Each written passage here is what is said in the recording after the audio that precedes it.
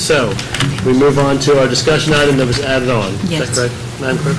Okay, so the subject is investigative report and termination of fire chiefs. Recommendation of the City Council in accordance with City Charter 4.04A, which states in part, the City Council may, however, express its views and freely discuss any and all matters with the mayor pertaining to the appointment or removal of city officers and employees, discuss the investigative report and subsequent termination of the fire chiefs. So it's just a discussion item. You feel free to push your buttons if you'd like to talk.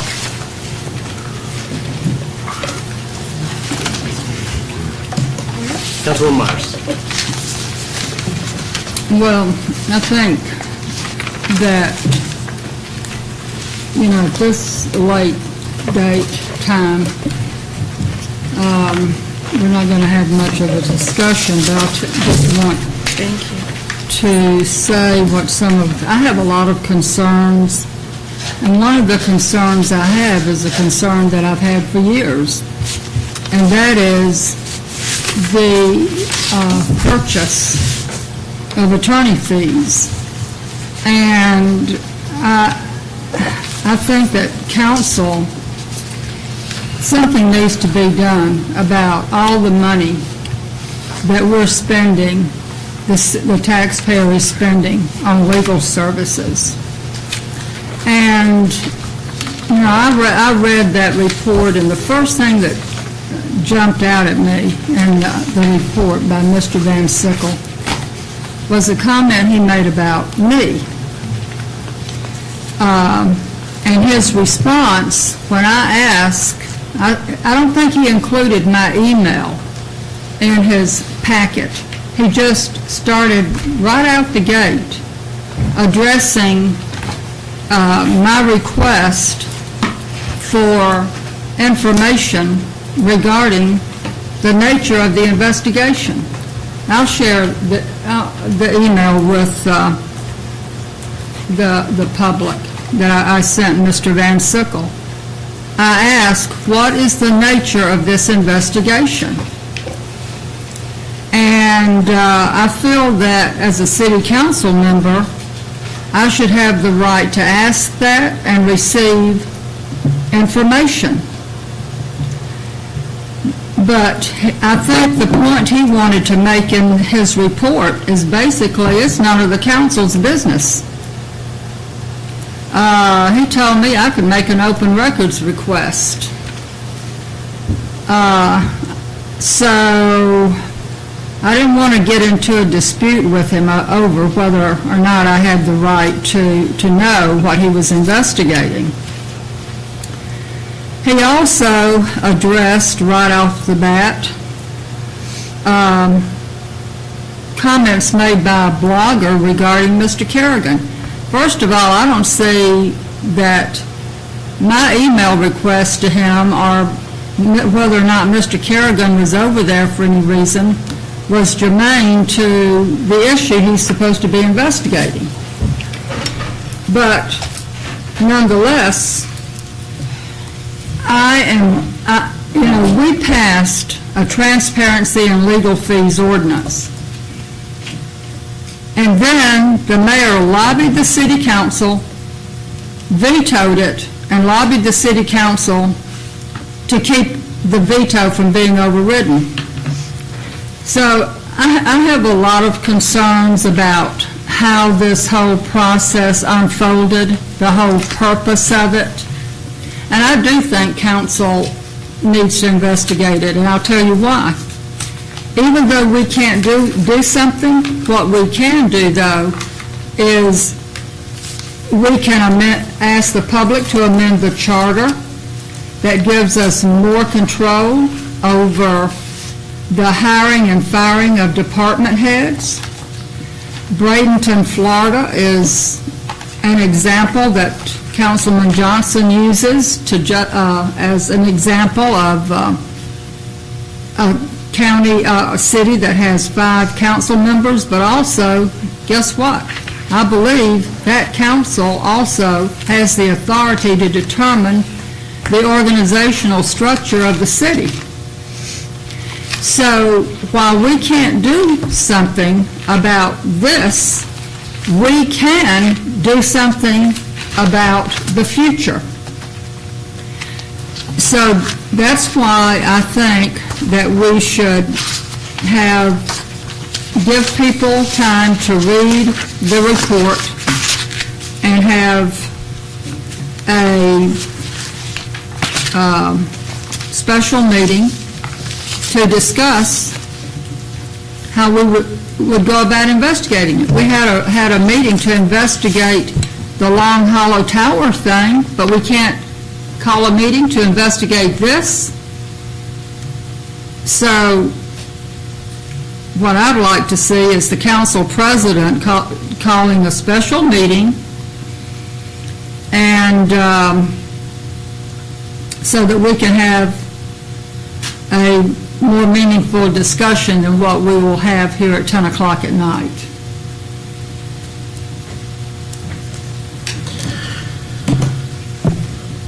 Okay. I would definitely support that. You know, it's interesting. I listened to the mayor talk about, you know, this whole investigation. He mentioned transparency, and even on the city's website, under the transparency tab, it says transparency is access to information about what is really happening. And accountability is ways to hold decision makers and partners accountable for the decisions we make. And that's what we're talking about here. I mean, I have not seen, until this report came out, there's still things redacted from this. There are documents that are not included that were critical documents, I think, that were attachments that have not been included. And some of the redactions or question marks, I don't know if they're redactions or they couldn't understand what the person was saying, make it very difficult to comprehend what's really being said in some of the interviews. And, you know, I read the report, and I was like, wow, I had no idea this stuff had happened. You know, I just didn't know. And the concern I had was that, well, you know, I can see some issues where there's some problems there. But then I started reading the interviews, and what I saw was that some of this stuff, while it matched up, it wasn't quite as bad as the report made it look. And in fact, you know, as I looked deeper, and then I did a records request on all of the invoices from the 3 law firms that are probably the big 3 that we do business with, I started looking at the Beggs and Lane invoices and the number of contacts that Ed Sisson has had with Russell Van Sickle and the mayor's had over a period of months leading up to this investigation. And, you know, what comes to my mind is not investigation, it's more of an impeachment. And, you know, we've got these charges, so we need to make sure these charges fit so then we can convict and fire these 2 employees. And that's, to me, what happened. And it wasn't an investigation, it wasn't impartial. You're talking about a law firm here that represents the mayor, and there's been consistent contact between that particular person, Mr. Van Sickle, to the tune of thousands of dollars in advice given to the mayor, to Mr. Olson, to different members of our staff. And I think we owe it to the people of this city to look at this. And if we have to do it through a special meeting, that's fine. I would be happy to call that. We probably need to make a motion because I can't, well, no, I can just do it. But, you know, it would be better if I knew a date, but, you know, we can try some dates and just see. I can work with the council executive to see what works best. And that would give us a little more time, I think, to absorb the information. There is a mountain of information. I mean, just the interviews with Mr. Glover are, I read the first one, I was like, oh, that was long, but then the next one was like 160 pages. And so I'm going through that, trying to put this whole puzzle together. And the pieces that are missing, and somebody mentioned it earlier, is there's no interview recorded with Mr. Sisson. And some of the allegations are just, they're petty. And, you know, I think the whole picture, you do have to look at the whole picture.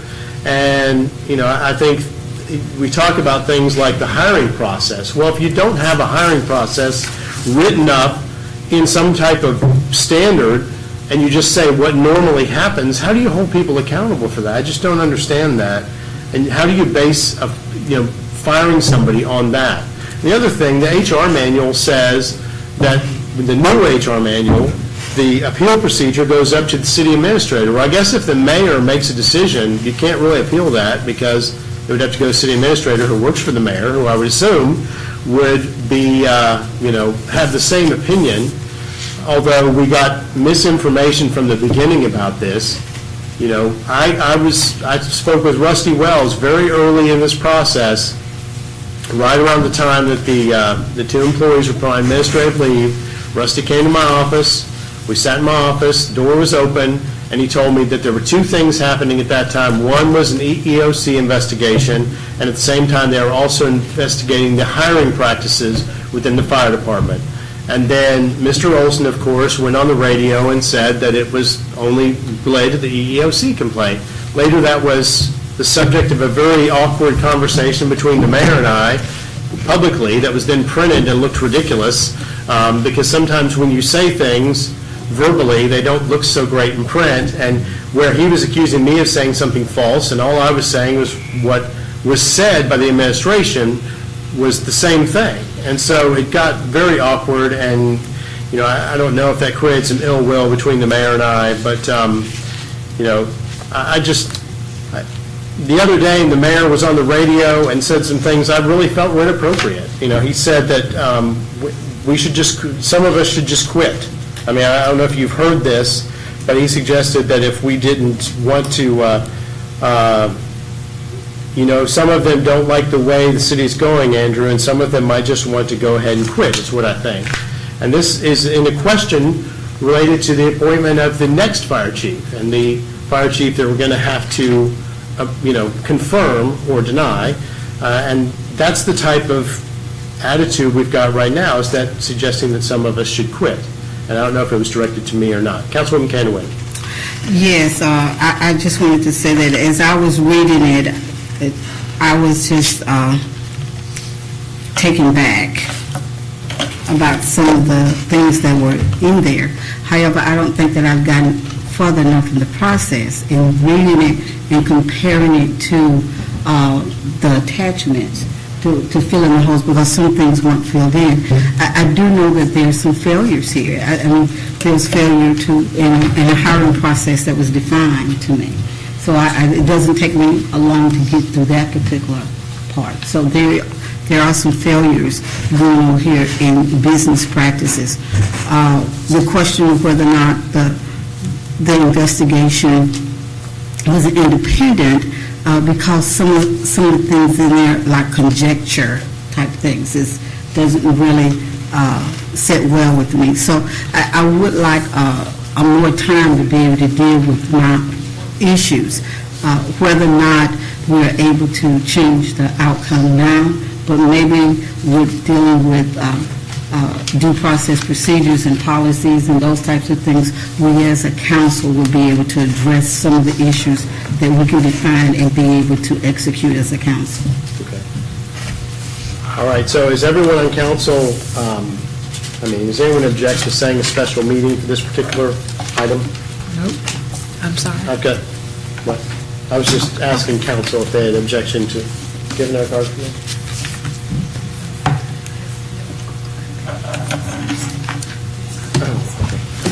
I have 3 cards, so I'd like to hear from the public. First of all, Gary Sanson.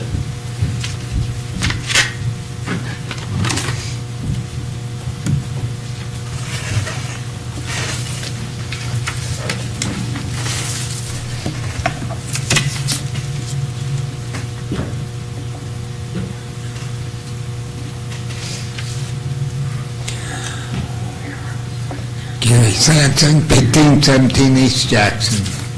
First off, I want to second and third what you people have spoke about.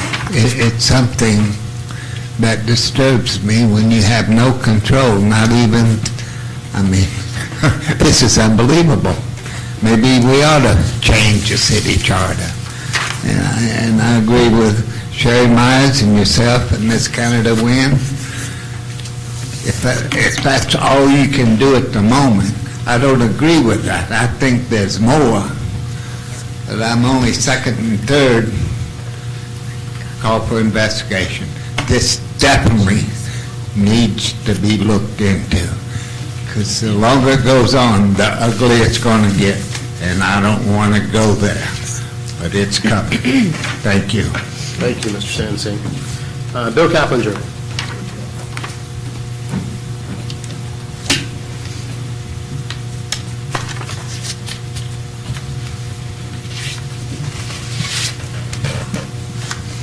one of the really good things that I have noticed in the public interest in government that's brought on by the political situation, national and local, et cetera, is that more and more citizens have come to understand that they need to participate and ask questions and investigate, et cetera, et cetera. It is true that there is not enough information yet digested to digest from the 132-page report or whatever the number is and the supporting documents and ever. But I can tell you that there are more and more people and organizations who are focusing on this, and there are people of talent who know how to work public information systems, who know how to analyze, who know how to do timeline analysis, etc. These things seem to be growing almost daily in people who are interested in this. So what I'm saying is I'm trying to get some sort of an idea about when there will be more information in which I and other people can have confidence in to bring forward to the City Council and the news media and whomever else it is appropriate to. So I think we're still a couple or 3 weeks away from that, and I just mentioned that to you to not have you sit and wait for somebody on the outside to find information and develop information and then develop analysis. Push, knowing that there are other people also who are pushing, and who love this community and want it to continue to improve. You are not alone, and I guess that's all I want to say. There is high interest in these issues. There is approval that the City Council is engaging in these things. Keep it up. We will. Thank you, Mr. Kaplinger. Neil Jenkins, do you want to speak to this or in void form? Okay. Come forward, sir.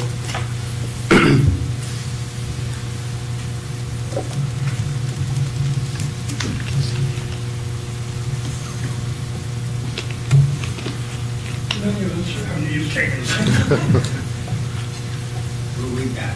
Experience and knowledge. Welcome, Mr. Jenkins.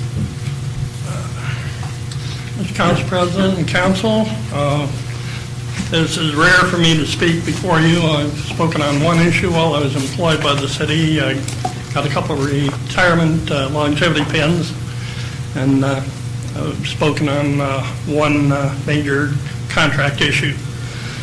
What I'm here for today is I worked with the city from 1995 till 2012. I worked very closely with Chief Schmitt and occasionally with Chief Glover.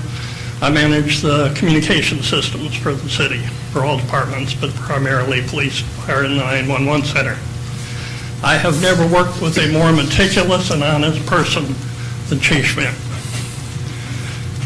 The results of the report and the supporting documentation, as far as I've been able to wend my way through it, are at best a mishmash of statements that are thrown together without any consistency to them.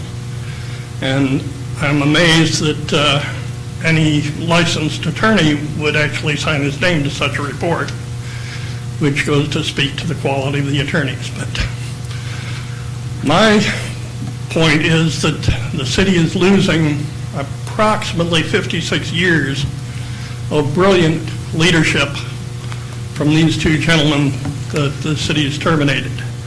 I realize it's not within your power to rehire them. It is within your power to investigate the circumstances surrounding this, and I highly encourage that you have a special meeting to discuss this and receive further input from the public and from the responsible individuals. And as Councilwoman Myers has pointed out, there is absolutely nothing on record from this that should be part of the released transparency. That's really about all I have to say at this point. But Thank you, Mr. Jenkins. I will be looking forward to the future meetings and what your responses are. Thank you. All right. That's all the cards I have. Councilman Chahar. Yes, I want to go on record to say that there's a lot of diversity in this city. There's several high-ranking people in the city that are minorities, and I don't like when people say, and I don't think that this city and the city government is racist. And so I just want us to look at this objectively and look at the facts as they're presented. And I hope that we can do that if we have a special meeting. And, it upsets me sometimes to hear that, because I look around this room and I see a lot of diversity. And so I think that, the city's made very good strides in that department. So I just wanted to say that. Thank you. Councilwoman Myers. Well, I think, that I think minorities are disadvantaged. And it comes from historical discrimination. It comes from what the courts have described as vestiges of slavery. Minorities have been at a disadvantage when it comes to jobs, education, where they can live. My house that I bought 12 years ago, I was shocked when I saw a covenant that comes with that house. And the covenant says that no person of color can live in that house. They can only be in that house, in that neighborhood, as servants. Yeah. That's the covenant and the property that I live in right now. So, minorities have been forced into the most undesirable areas of our city, around toxic waste sites, toxic factories. How many people of color, how many African Americans died premature deaths because they lived in Rosewood Terrace? How many children were born with developmental disabilities because their mothers lived around toxic dump sites? How many children have been born with disabilities because they were allowed to play in toxic dirt and the city knew that they were living in toxic environments? So while racism may not be as blatant as it was in the past, we are still living in a racist society because certain people have been disadvantaged historically. When I see widespread gentrification of an African American communities in the CRA district, it really upsets me. John Sunday, this house should be preserved, but no. Councilwoman Myers. Well, I just take a totally different view of life and I don't want the whole racial factor not being looked at when we have a discussion, because I think it is part of it. All right.